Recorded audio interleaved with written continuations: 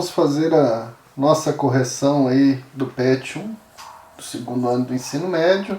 Nós temos aí algumas questões que estão no PET e lembrando que este ano na carga horária também vai somar as atividades complementares. Para aqueles que são meus alunos, então, temos aí essa atividade complementar, que depois eu vou detalhar um pouco ela aí. Nós vimos nesse PET um pouco da introdução da filosofia, retomamos lá a questão daquela passagem da mitologia para a filosofia. Quem viu o vídeo de explicação, a primeira e a segunda parte principalmente, vai já entender um pouco essa contextualização da introdução daquilo que seria na história da filosofia, o nascimento da filosofia, né? Então nós temos aí um pequeno texto em que dois tipos de especialistas, um cosmonauta, aquele que faz viagens para o espaço, né, e um neurologista, aquele que estuda principalmente a mente, a cabeça de forma mais física. Eles são russos e discutem sobre religião. O neurologista era cristão e o cosmonauta não. Já estive várias vezes no espaço, gabou-se o cosmonauta. E nunca vi nem Deus nem anjos. Então, como ele não é cristão, ele está gabando aqui que viajou e nunca viu nesse aspecto, né? É claro que quem vê Deus vê anjo é no contexto mais da fé, de forma transcendental, um saber mais religioso. E eu já operei muitos cérebros inteligentes, respondeu o neurologista, e também nunca vi um pensamento. Então eles colocando aí na questão de ver, nem sempre ver fisicamente condiz com aquilo que é a realidade, né? Mas aqui quando a gente pega a pergunta, qual que é os dois tipos de saberes que nós estamos identificando aqui? É claro que se estão discutindo sobre religião, é um saber religioso, né? E o saber estão discutindo de uma forma que um tem uma posição mais favorável, outro não. Mas, de qualquer maneira, o saber religioso ele é mais transcendente, metafísico, que quer dizer, vai além da física, né? Então, quando você viaja lá para o espaço, não quer dizer que você vai ver Deus e anjo lá, a não ser em filmes e na literatura. Então, por quê? Porque é um tipo de saber, de conhecimento, que não é provado fisicamente, igual quando você abre a mente humana, você não vai ver ali também os pensamentos, nem vai ver, quando você aquele que vai fazer uma operação no coração, vai ver ali os sentimentos. Então, é um tipo de saber que não é passado pela ciência demonstrativa, comprovada, né? E em contraposição nós temos aí o saber científico ou filosófico, né? Que já é verificável, de comprovação, porque na discussão deles uma posição mais igual aqui, que o cosmonauta não é nesse sentido religioso, então ele tem essa posição mais científica, que é de falar aquilo que está vendo, né? Apesar que eu coloquei aqui junto com o científico o filosófico, que o filosófico ele tem a discussão também metafísica, mas é aqui no sentido de aquilo que está discutindo, que em contraposição à religião, que seria algo que é mais da realidade palpável, visível, né? Apesar que nós temos na filosofia também contextos que vão além disso. Mas aqui, como nós estamos fazendo uma introdução daquilo que contrapõe, ou daquilo que é diferente, né, distinto, os tipos de saberes, né? Interessante isso porque nem sempre duas pessoas especialistas de contextos diferentes vão ter visões assim que vão se aproximar se não tiver uma discussão mais interdisciplinar. Então a gente vê que está aqui os dois tipos de saberes que apresenta aqui na discussão, né? Eu coloquei aqui que o cosmonauta diz nunca ter visto Deus e o neurologista diz nunca ter visto pensamento. Então, tanto Deus como pensamentos são questões mais metafísicas, que não são palpáveis, né? Por isso que aí está os dois conhecimentos que podem ser interrelacionados para uma discussão mais madura, né? Mas aqui está apontando mesmo quais que são esses tipos de saberes. Na letra B, comente qual que é o limite, né? Então, por isso que eu estou colocando aqui, a gente pode ver que os dois tipos de saberes têm limite. Nem sempre o saber científico ele pode negar o saber religioso. Quando a gente fala limite, não pode invadir, né? Uma questão de discussão, igual duas pessoas, uma tem limite com a outra de espaço, porque você não pode invadir o espaço do outro desde que ele queira. E numa discussão entre os dois saberes, se a religião ela permite, aquele que permite verificar, vamos analisar no contexto bíblico se realmente Adão existiu ou não. Então há limite para isso, porque a narrativa bíblica sobre Adão e Eva não é para dizer se existiu ou não. Isso daí não é uma preocupação do religioso. Apesar que tem, sim, os estudiosos religiosos que têm essa preocupação no sentido de verificação ali da narrativa bíblica. Então a narrativa, ela quer passar um contexto mais de fé. Então, e a narrativa de fé também, ela tem os limites, porque não pode ficar impondo para as pessoas que aquilo é a verdade absoluta. Então, esses limites, com certeza, eles causam fragmentação, porque fica querendo medir força, né? Quem tem a verdade, qual que é o melhor. Mas, assim, a gente tem que perceber que é importante para ter a distinção, né? Quem quem na história aí, quem tem está fazendo a defesa de uma narrativa. E o conhecimento verdadeiro perpassa na rede de áreas, na relação e na ampliação. Então o limite ele causa essa fragmentação. Aqui no caso, para comentar qual que é o limite comum aos dois, né? Que seria comum aos dois tipos de saberes presente no texto. O limite é que um não consegue invadir o espaço do outro, né? A não ser pelo diálogo constante, e causa aí a fragmentação do saber.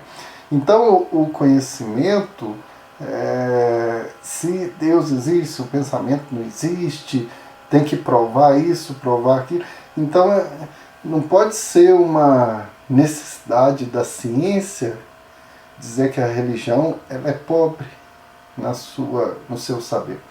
E nem a religião pode dizer que a ciência, muitas vezes, ela é sem alma, sem espírito, ela não consegue ver além daquilo que é comprovável. Então, cada tipo de conhecimento há os limites quando um quer ser maior do que o outro, né? E qual que é o limite comum entre os dois, que a gente pode identificar ali no texto? Então, um limite comum que não consegue explicar tudo, né? Nem a religião consegue invadir o espaço daquilo que é da ciência, nem a ciência consegue invadir aquilo, a não ser que os dois tipos de saber dialoguem para ampliar, então para ter um conhecimento mais de relação, para ampliar e superar essa dicotomia ou essa fragmentação do saber, né? De um querer ser melhor do que o outro. Na número 2, sobre fake news, né? Que tem um grande poder viral, espalham rapidamente e falam da importância de muitas vezes identificar quais são essas fake news para a gente até mesmo ter uma informação mais ampla e verdadeira. Aí nós temos aí, explique por que as fake news viralizam tão facilmente entre as pessoas atualmente. Aí eu pus uma imagem aqui, quando a gente faz a introdução do senso comum e senso crítico, né? Senso comum é aquilo que as pessoas mais estão acostumadas a ouvir ali, da tradição, da sua comunidade, os ditados populares, né? Então, as fake news, muitas vezes, elas fazem apelo àquilo que a gente quer ouvir, não que é a verdade. Então, como as pessoas, todo mundo diz não ter tempo, né? Mas, na verdade, a gente age mais pelos nossos impulsos. Então, por quê? Porque nós acreditamos em algo que a gente quer ouvir. E querendo ouvir, aí eu não faço o esforço de buscar. Porque quando é algo que eu não gostei, é uma fake news que eu não gostei, então eu logo procuro saber, isso daqui acho que é falso. Então você tem essa curiosidade. Isso é agir muito pelo instinto, né? Tanto gostar ou não gostar é agir pelo instinto. Porque, na verdade, todos nós temos que fazer pesquisa, busca. Então há uma falta de educação nossa pela pesquisa, pela busca. Então pela ciência, que muitas vezes a gente age apenas por convicção. Então essa falta de educação que é própria, aí a nossa educação brasileira que a gente tem que melhorar, né? Igual aqui nós estamos aí fazendo os PETs. Os alunos vão e pesquisam respostas sem ler, sem desenvolver. Uma coisa igual aqui, alunos que estão vendo esse vídeo de correção para ver o que o professor está dizendo, para não, no sentido de não copiar apenas, mas de repente pegar a ideia e desenvolver a sua argumentação. Você desenvolver. Isso daqui tem que ser uma ajuda. Então se você só copia e repassa sem uma reflexão, sem argumentação, corre o risco então de fazer com aquilo que está dizendo aqui realmente comprova essa viralização das fake news, porque nós agimos só pelos impulsos, aquilo que nos condiz com os nossos interesses até afetivos e impulsivos naturais, né? E a educação pela pesquisa perpassa aí o nosso interesse mais racional, né? E de que maneira a atitude científica pode contribuir no combate das fake news? Quando eu estou já dissertando aqui sobre o que acontece que as pessoas gostam mais de fake news, já aponta para aquilo que é o combate a elas. Então tem essa educação pela pesquisa, pela ciência, principalmente fazendo relações. O conhecimento não pode ficar só de uma forma ideologizada ou unilateral. Igual tudo tem um impacto na nossa vida, seja política, cotidiana, então nós temos que valorizar os vários tipos de conhecimento. Então uma das coisas que falta as pessoas ter sempre essa valorização dos vários tipos de conhecimento. Igual na filosofia a gente cita a coruja, né, que é o símbolo da filosofia, que é um dos aspectos que é a coruja, além de toda a história. No nosso canal tem um vídeo explicando toda a história que vem lá da mitologia, é bem antiga o símbolo da coruja, mas um aspecto físico dela, que ela movimenta a cabeça, tem esse olhar para vários pontos de vista, né? O conhecimento, a ciência tem que olhar um pouco isso. Igual agora, nós estamos passando pela pandemia, que alguns falam de pandemia, que está no contexto mais da ciência, né? Que o vírus é um ser natural aí. Mas tem vários especialistas que tentam refletir como biopoder, como sindemia. O que quer dizer isso? Que o vírus não é só um ser natural que nasceu de algum contexto. Como que ele chegou até nós aqui? Por causa das nossas relações da cidade, a forma que é estruturada a cidade, a forma como a política os governos acabaram, a partir de políticas públicas de organização, fazendo que o vírus se reproduzisse, fosse mais rápido, né?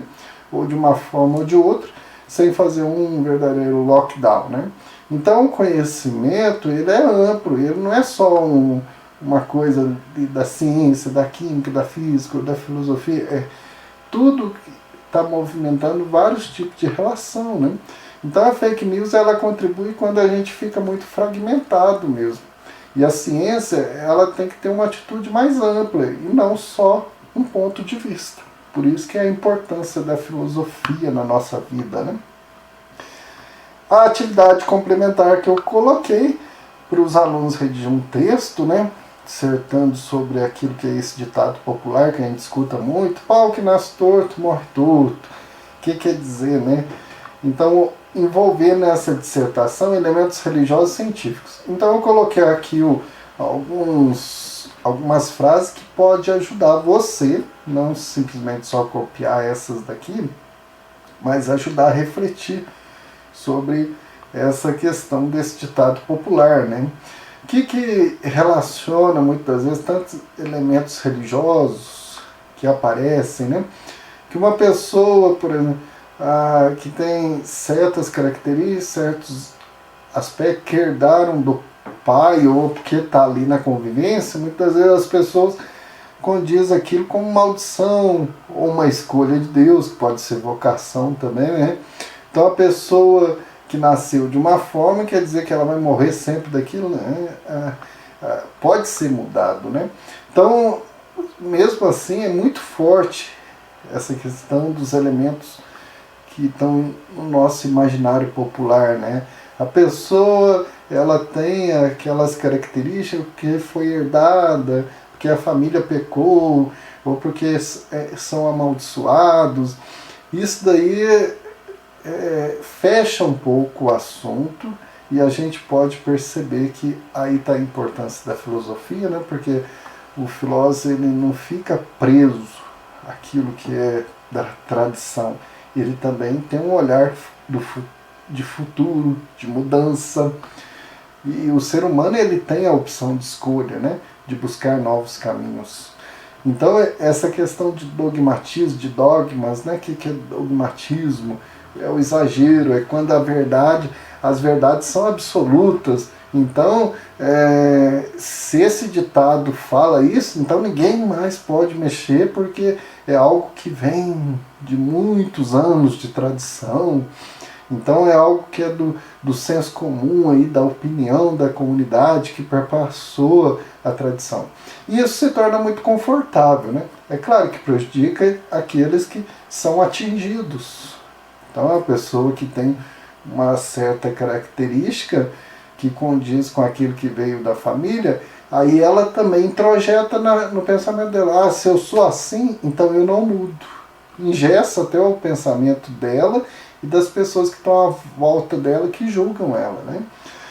Aí que está o poder da filosofia, né? O poder da pessoa que abre o seu pensamento. Ela vai mudar, vai perceber-se como liberdade, porque o ser humano é liberdade, ele é escolha, e que são elementos aí muito presentes, estão intrínsecos na nossa vida humana, né? Então o pensamento filosófico de buscar levantar novas questões é querer ampliar a busca pelo conhecimento, ou sondar novas perspectivas, sempre superando dogmatismos, né? Verdades que são passadas de geração em geração e que ninguém questiona. Então essa questão que eu coloquei aqui para a gente questionar, ajudar a colocar os limites, né? Os limites tanto no senso comum como em questões religiosas aí, que muitas vezes não favorecem a nossa fé, mas que favorecem a um conformismo, né? Que as coisas, principalmente pessoas que moram em cidades pequenas, em comunidades muito tradicionais, é muito forte isso. Isto daí foi sempre falado de pai para filho e de geração em geração, e se torna uma verdade tão forte que as pessoas ou aceita ou vai embora, né? Então se torna algo muito forte.